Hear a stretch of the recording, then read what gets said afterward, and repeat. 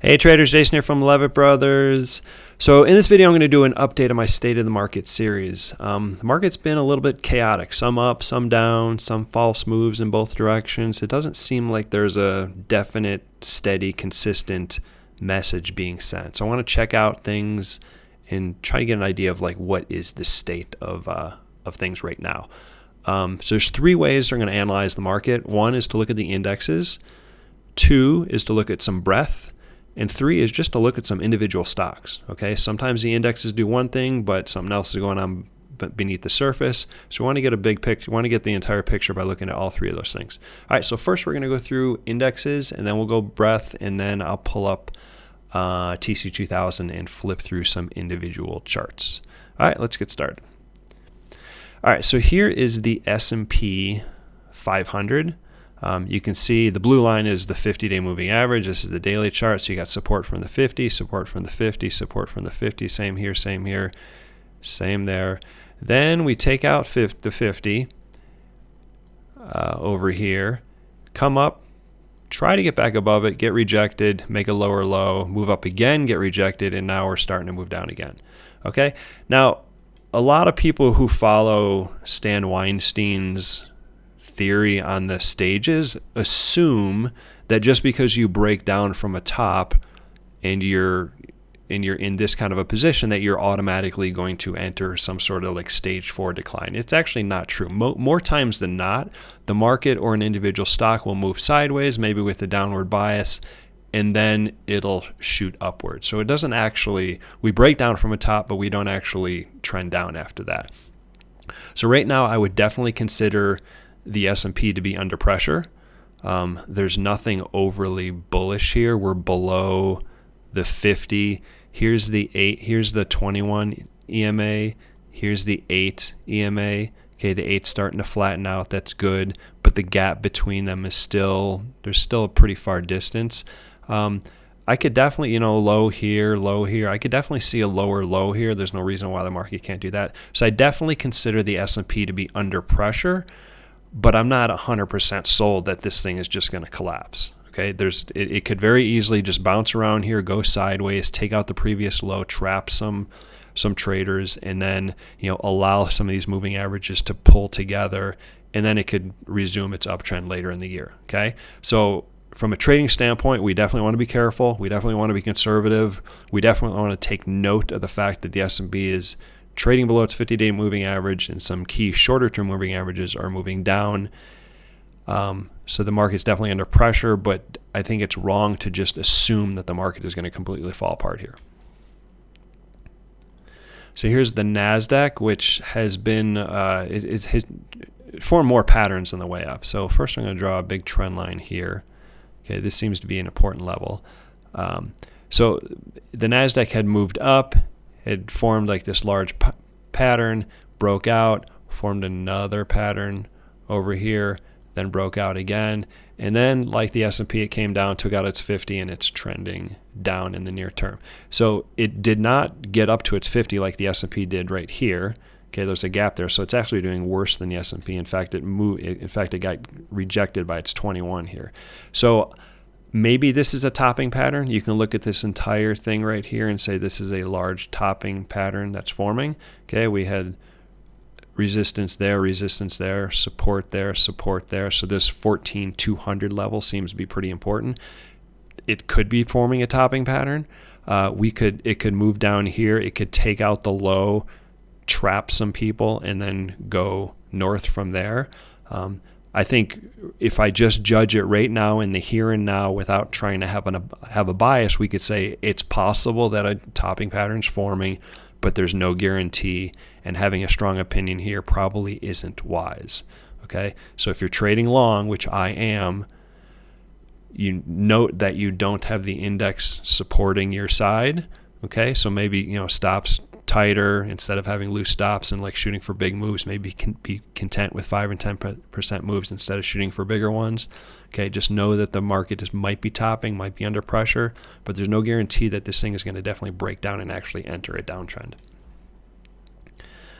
Last one, Russell 2000 via the IWM.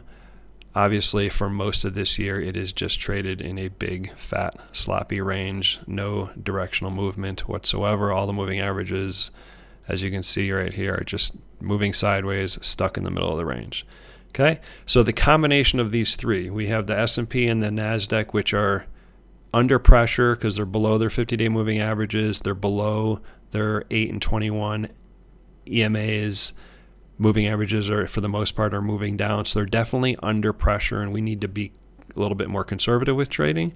And then the Russell small caps are just neutral. So overall, the indexes say the market's under pressure. Okay, and we know that.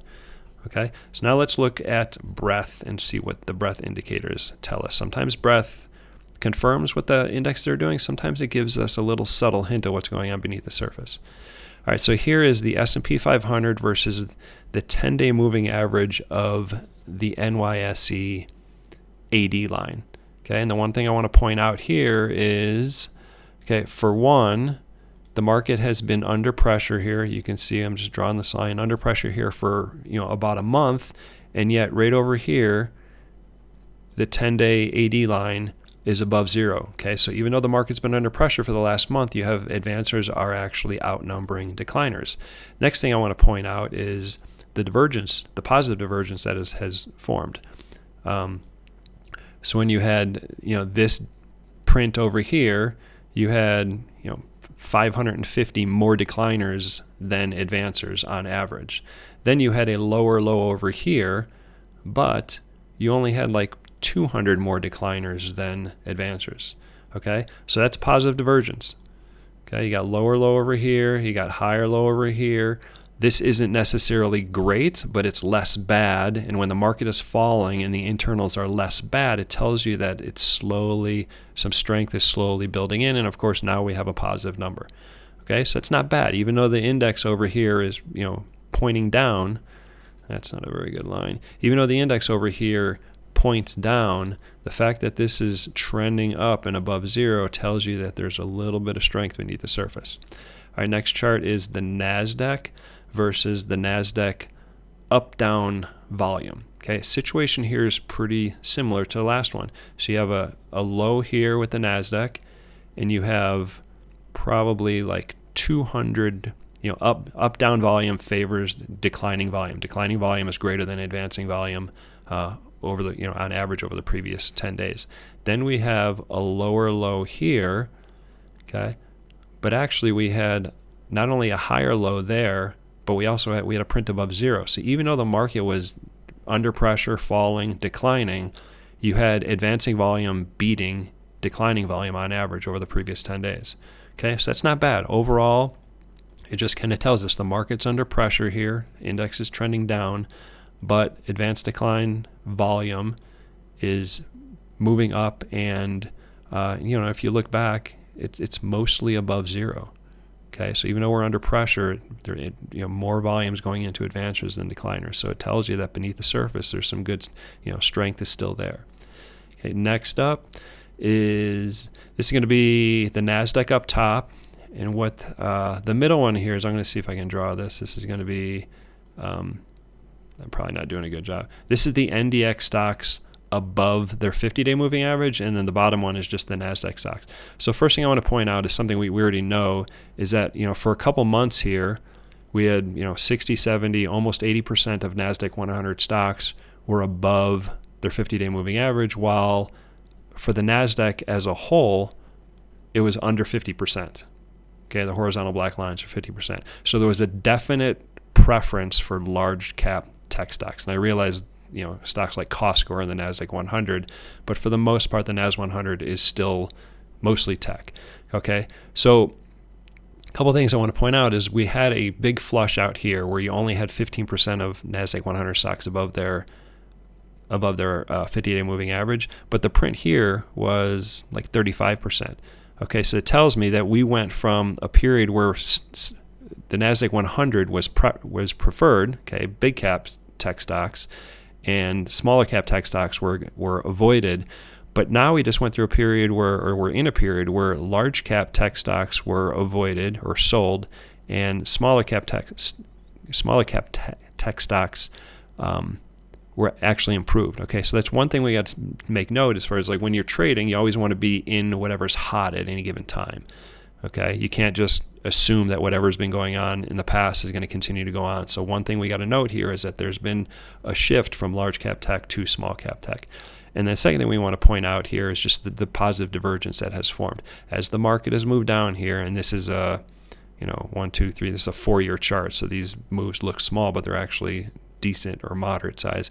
As the market has moved down here, the NASDAQ has made lower highs and lower lows. The number of NASDAQ stocks trading above their 50-day moving average has improved. Okay, it's not great, but it's less bad than it was, and less bad is actually a good sign in the near term. Okay, next up, S&P 500 up top.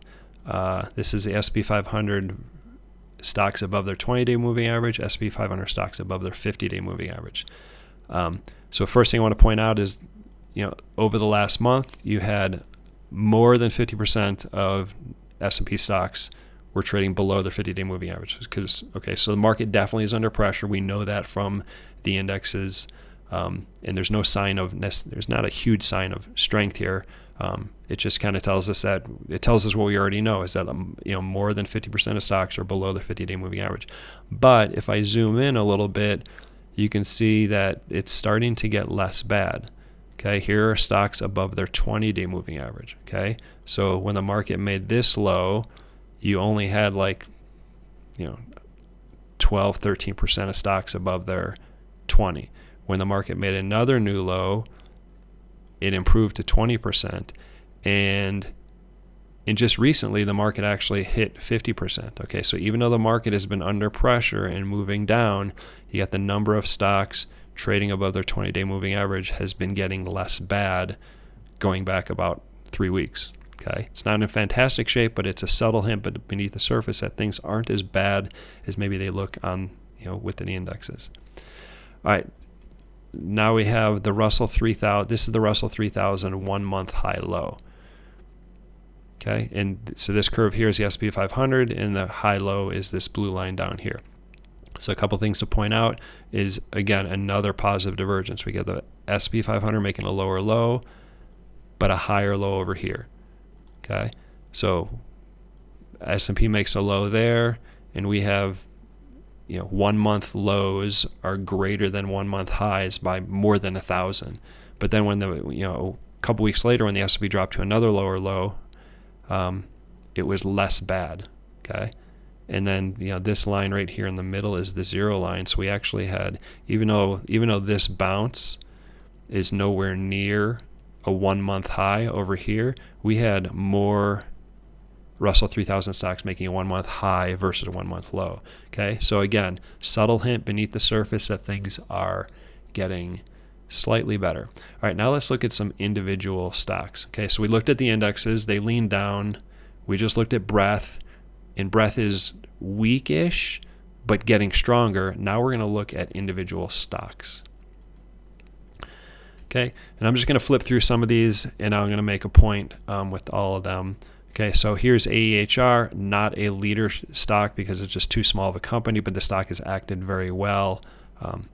Broke out, came up, came down, tested the 21, and now is moving up. This stock has been profiled at Leavitt Brothers as a trading idea, so it's actually doing really, really well. Next up is apps. Okay, it too has been profiled at Leavitt Brothers. It broke out over here, moved up, came down, tested the 21, and now is making a higher high, and it's its highest level since April. So it's acting very well. APP, also profiled at Leavitt Brothers, moved off a low, consolidated for 6 weeks, broke out on huge volume. It's up near its all-time high, acting very well. AMD, currently on the Leavitt Brothers trading list, pounded out support here at 100. Took several weeks to do that, and now just today it is moved up, got comfortable right here above its 8 and 21, and now today it is breaking out. So it's acting well. CrowdStrike, as you can see, came down, based, and then today yesterday and today, back-to-back strong days on pretty decent volume. Datadog has been profiled at Leavitt Brothers several times over the last few months. It is at an all-time high today. Okta, okay, came down lower low, formed a little bottoming pattern, and then it's breaking out today, so it's acting very well. And I have a point between it, that I'm gonna make here in a second. Net, this is one we missed, just because it broke down hard and then just went vertical, and it never pulled back. But I'm posting it just to show you that the market is alive. It's doing, individual stocks are doing well. This stock is obviously a leader out there. It's been a leader for a long time, but just recently it actually just took off. ZS is a stock we've traded numerous times. It's in the process of breaking out. Not bad. Snow, this stock shows up really well on the weekly. Here's the weekly chart of Snow. As you can see, this stock has really bullish implications going back. I mean, that's great. This big bull pattern. And then it's consolidating over here. If this thing breaks out, we're probably going back over 400. Oracle, this stock's been profiled at Leavitt Brothers. It is doing really well, broke out. This is all-time high territory, as you can see here. Couple more here. Don't want to bore you, but I'm going to make a point in a second. Okay, SE, doing really, really well. It's trended up. Falling wedge pattern, breaking out today.